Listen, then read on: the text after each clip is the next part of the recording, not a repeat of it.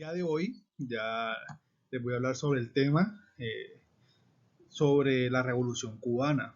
Hace parte un capítulo del libro de Jan Uribe, se llama Brújula para el Mundo Contemporáneo, donde nos muestran ciertos acontecimientos que han ocurrido alrededor del mundo. Se enfatiza mucho en la parte de Europa y qué es lo que ha pasado, para entender lo que ha pasado en parte del siglo XIX, siglo XX y lo que ocurre actualmente en el siglo XXI. Le he llamado a la presentación Revolución Cubana porque voy a hablar específicamente de un punto específico sobre Cuba, que cómo ha influenciado Cuba, la política hacia Cuba, y cómo Cuba ha demostrado o ha mostrado cierto como cierto punto de referencia para lo que han sido grandes potencias mundiales, un punto estratégico y el por qué. Eh, Pasamos al siguiente, y aquí podemos observar de que, bueno, hice un cuadro sinóptico donde empezamos por el tema que es Cuba, el país Cuba. Cuba queda ubicado en Centroamérica, muy cerca a Norteamérica, queda a pocas millas, como a 90 millas aproximadamente de Florida, cerca de Estados Unidos. Cuba es caracterizado por ser una isla.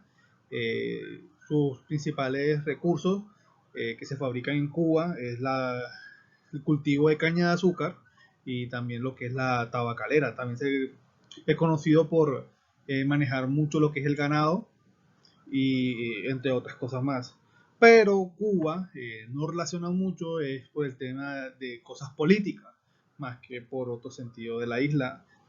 Nos dicen de que Cuba es un país que es socialista, que es un país que es revolucionario, pero o sea, ¿cuál es el trasfondo de que tengamos en la mente cuando nos mencionan a Cuba el sinónimo de revolución? Empezamos primero con Cuba por sus antecedentes, donde podemos observar de que Cuba al principio a finales del siglo XIX y ya pasando al siglo XX, se puede observar de que Cuba todavía era una colonia. O sea, Cuba hasta finales más o menos aproximadamente del siglo XIX todavía era una colonia que pertenecía a España. Como sabemos, gran parte de América fue conquistada por los españoles y hasta el siglo XIX se mantuvo lo que fue Cuba como colonia española.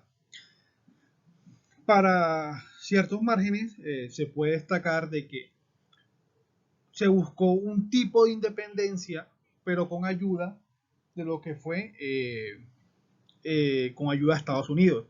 Estados Unidos aprovechó el momento y también de que se está convirtiendo en una potencia y que tenía también por la cercanía, y descolonizó en cierta manera a Cuba de España, pero esa descolonización trajo consigo de que no fuese una descolonización para liberar a Cuba, sino para atraer a Cuba. Porque se puede presentar, también se ve el caso de que Puerto Rico también era una de esas islas que pertenecían a España y que también fue descolonizada con ayuda de Estados Unidos, pero podemos observar de que hasta el día de hoy Puerto Rico pertenece a Estados Unidos. Entonces, lo que trajo con esto de que Cuba se convirtiera ya a ser parte de Estados Unidos, trajo consigo un régimen, una tiranía. Nos hablan aquí en el libro, nos muestra de que Cuba, en vez de pasar por un proceso que fue de independencia, lo que trajo consigo es que se convirtiera como un condicionante de Estados Unidos, donde bajo una dictadura que Estados Unidos aprobó, que estaba a manos del general Batista, él le dio el 70% de las tierras, eliminando mucho lo que era, bueno, las tierras fértiles, que eran antes que estaban repartidas entre las personas que se encontraban en la isla, fueron repartidas a empresas internacionales o extranjeras que eran de Estados Unidos. El 70% de estas tierras fértiles eran para el cultivo de lo que era la caña de azúcar. Entonces ellos controlaban lo que era la producción isleña de azúcar. ¿Cuál sería el pro? El pro en el momento, yo lo que observo y lo que leímos en esta parte del libro, en este capítulo, podemos observar que por un lado está el pro. El pro viene siendo de que la isla, al ser, gracias a Estados Unidos, fue independiente, se descolonizó de España y, entre comillas, se convirtió en ya un estado independiente. ¿Cuál es la contra? De que realmente no fue así. La contra es que Cuba pasó de ser colonia española a convertirse en colonia estadounidense, aunque no fuera directamente reconocido así, pero que él fue el que puso, Estados Unidos fue el que puso un presidente dictatorial que manejaba los hilos del país. Entonces, ¿qué trajo con esto? Entonces, ya pasamos a lo que es la Guerra Fría, que marca un punto de inflexión tanto en el mundo como que también Cuba se convierte en una ficha estratégica en esta Guerra Fría. ¿Qué es la Guerra Fría? La Guerra Fría es conocida por ser una guerra entre dos potencias mundiales, entre dos ejes. Por un lado estaba la potencia que era Estados Unidos. Esto sucedió después de la Segunda Guerra Mundial. Entonces comenzó a coger partido de qué país era más fuerte, se comenzaron a medir entre ellos, no tanto económicamente, sino entre Estados Unidos y la Unión Soviética.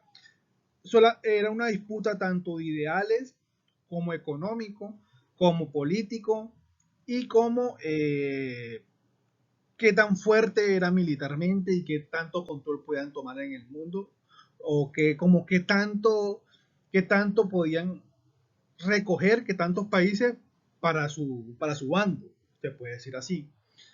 La Guerra Fría, lo que se demostró fue de que por un lado estaba Estados Unidos, que manejaba una parte con el sistema político capitalista, y por el otro estaba lo que era la Unión Soviética, liderada por Stalin, que mostraba como el lado comunista, socialista.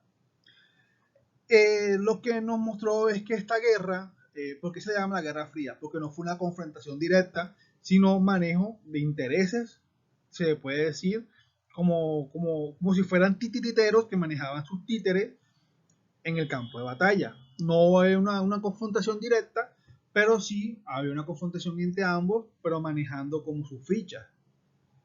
Eh, Habiendo de por medio de que ambas eran potencia también, y es muy importante saber esto, era porque ambos manejaban lo que eran las armas nucleares, ambos tenían la bomba atómica. Entonces en cualquier momento uno podía acabar con el otro y así podían acabar con el planeta entero. En la Guerra Fría se vio mucho lo que, bueno, como les comentaba, puntos estratégicos, manejar su ficha, y cuando había cierta confrontación en el mundo, ellos dos entraban ahí para también medirse la fuerza. Por ejemplo, la primera y es muy reconocida es la guerra de Corea. Por un lado estaba Corea del Norte, por otro lado Corea del Sur. Corea del Norte, liderada eh, por un tipo de régimen, y Corea del Sur por otro tipo de régimen. Entonces, lo que hicieron estas dos potencias es tomar partido. El lado socialista, la Unión Soviética, tomó partido por el lado de Corea del Norte. Y por el lado de Corea del Sur, tomó partido, fue el lado capitalista con Estados Unidos. Entonces ahí comenzaron a medirse la fuerza. Eh, Entre unos se atacaban, así también fue con diferentes guerras que hubieron o confrontaciones que hubieron en el suroeste asiático, como la guerra de Vietnam.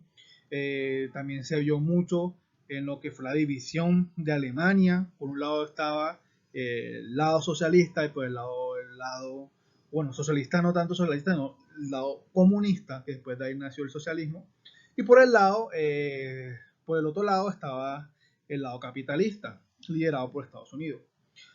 ¿Dónde entra Cuba aquí? Lo que entra Cuba viene siendo es que al Estados Unidos tomar control de algunos países europeos o tener influencias en unos países europeos cerca de la Unión Soviética, entonces la Unión Soviética quiso jugar como un papel preponderante y acercarse a Estados Unidos de alguna manera. Para ese tiempo, Cuba estaba buscando lo que era una revolución para derrocar el régimen que había impuesto Batista. Entonces lo que buscaron es poner fin ya a lo que eran siglos de dependencia de Estados Unidos y de mucha corrupción que se veía en el momento. Entonces declararon la independencia y lo que fue Castro, lo que fue Fidel Castro con su hermano Raúl, se tomaron posesión de la isla. No, al principio no había ningún tipo de confrontación con Estados Unidos, se independizaron de ellos, listo. Pero llegó la Unión Soviética y movió sus fichas y en cierta manera influenció a la isla. Económicamente, inyectándole un flujo de capital, así pudo tomar que Cuba tomara partido por el lado de la Unión Soviética. ¿Y qué fue lo que, por qué viene siendo un punto estratégico? Bueno, un pro de esta revolución viene siendo de que Cuba pudo zafarse de esa dependencia que tenía de Estados Unidos, se descolonizó totalmente, ya ningún país ejercía influencia sobre ellos, entre comillas, y tampoco manejaban lo que era lo que se manejaba mucha corrupción con la dictadura que se presentaba en el momento. Pero el punto en contra de esta revolución es que pasaron de ser un punto donde eran dependientes de Estados Unidos a ser dependientes de la Unión Soviética y ser un punto estratégico para esta confrontación. ¿Por qué? Porque al estar tan cerca de Estados Unidos, lo que hizo la Unión Soviética es instalar misiles nucleares en la isla que estaban ya como en el radar de la Unión Soviética en el caso de una confrontación ya directa. Entonces trabajo consigo que hubiera un punto muy crítico a nivel mundial al ver de qué sucedía esto, porque Estados Unidos también, como ya había comentado anteriormente, tenía puntos estratégicos donde tenía el radar en la mira a Estados Unidos, como era, yo creo que tenía lo que eran misiles en Turquía y parte de Italia. Entonces, ¿qué es lo que trae en contra con lo que les acabo de contar? De que Cuba entró en una confrontación donde yo, en mi personal o en mi opinión, no debió de entrar por dejarse llevar por ideologías políticas y por influenciados también económicamente. Ya pasamos, ya vamos avanzando y ya llegamos a la culminación de la Guerra Fría. Se acabó la Guerra Fría, Gorbachev ya dio por disuelta la Unión Soviética, se fue a Ucrania, se fueron antiguos países yugoslavos, se fueron países de que estaban perteneciendo, se hicieron muchas cosas que se vieron mal y la Unión Soviética se disolvió. Esto se vio como en cierta parte como victoria de Estados Unidos, aunque nunca hubo una confrontación directa, y aunque la Unión Soviética mantenía un ejército muy fuerte y una economía muy fuerte, pero llegó un punto en que no podía mantener ese tipo de confrontación, ayudando a otros países, por ejemplo, una guerra en Afganistán, donde se puede decir que ya fue el punto de inflexión donde ya no podía mantener las tropas allá, porque también fue influenciado por otros problemas que hubieron a nivel mundial, con problemas energéticos, malos manejos de lo que eran los recursos y todo eso. Entonces hubo problemas, conflictos internos en la Unión Soviética y se disolvió. Entonces Estados Unidos ya se vio como ganador, pero él siguió como con esa rencilla ya con Cuba, porque vieron de que Cuba tomó un partido y al estar tan cerca se puede decir de que Estados Unidos en cierta forma dominaba América y ver de que Cuba, se le puede decir ahí, se volteó de equipo, entonces siguió como con esa rencilla, a llegar al punto de bloquearlos económicamente y de otras muchas formas, trayendo consigo de que se hizo un bloqueo que hasta el día, bueno, más o menos, nos dice el libro que hasta el gobierno de Barack Obama se levantó ciertas sanciones y ciertos bloqueos que tenía la isla. Pero fue mucho tiempo donde la isla estuvo bloqueada y esto trajo consigo de que, por ejemplo, las comercializaciones, de que llegara tecnología a la isla, que llegara capital, que entraran a muchos tratados, se vio muy obligado a que tuvieron muchos problemas. Eso se le puede decir de que esto fue algo que se vio en contra de lo que tuvo la isla. Porque en sí, lo que hizo fue Estados Unidos y es como de forma dolida, como de forma, tú casi me haces daño, yo te hago el daño a ti, lo bloqueó económicamente y le puso muchas sanciones. Al punto de tener como mira de que Cuba es el lado malo de América. Decir de que Cuba, al ser socialista, Cuba es lo peor. Porque así muchos políticamente uno escucha Cuba, sinónimo de comunismo, Cuba, sinónimo de socialismo, Cuba, sinónimo de pobreza, revolución, sabiendo de que muchas veces esa pobreza que mantiene Cuba no es por culpa de los ideales económicos, de ideales políticos, sabiendo de que el socialismo en sí no trae pobreza, sino la pobreza lo trae son los malos manejos y la corrupción, porque el sistema político socialista comunista busca lo que es la igualdad para las personas, lo que busca es la salud para todos, educación para todos, sin que todo eso lo ofrezca el Estado, pero bueno, ese tema ya es otro tema aparte. Y viendo, bueno, lo que sucedía con Cuba, ese punto negativo en contra trajo consigo de que hubiese mucho más pobreza, pero esto es a causa de esos bloqueos que hizo Estados Unidos. Algo en pro es que se puede ver de la manera de que Cuba no estuvo sola. Ya lo que fue la Unión Soviética al disolverse, le quitó mucho apoyo a Cuba económicamente.